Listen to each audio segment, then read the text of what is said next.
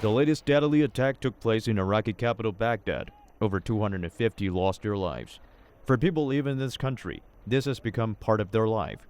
The war that started in 2003 has brought this country to the brink of collapse. It concludes that Iraq has chemical and biological weapons, that Saddam has continued to produce them, and that he is actively trying to acquire nuclear weapons capability. I'm aware, of course. That's Mr. Blair in 2002 persuading his cabinet and parliament to back the U.S.-led invasion of Iraq. On February the 5th, 2003, U.S. Secretary of State Colin Powell addressed the UN General Assembly to gain authorization for the invasion. His presentation even contained a computer-generated image of a mobile biological weapons laboratory.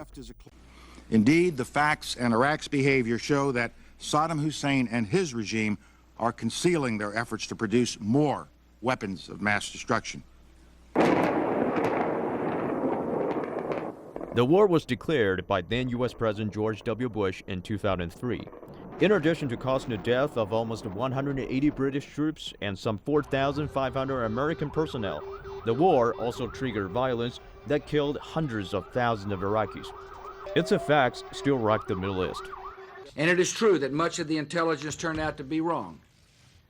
As president, I'm responsible for the decision to go into Iraq.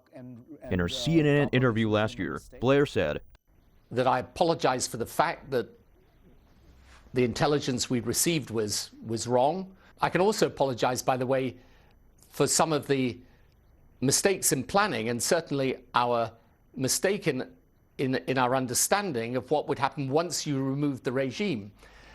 Zhao, CCTV.